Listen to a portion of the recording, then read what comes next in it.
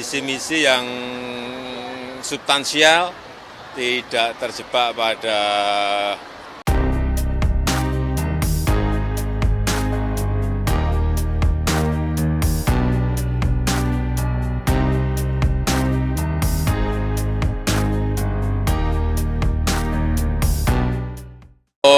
bisa menyampaikan visi misi yang substansial, tidak terjebak pada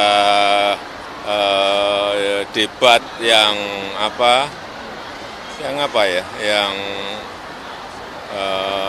terlalu personal, tapi saya kira akan baik kalau debatnya itu mendebatkan mengenai visi yang substansial, visi yang berguna bagi negara, berguna bagi bangsa, berguna bagi rakyat kita. Ya.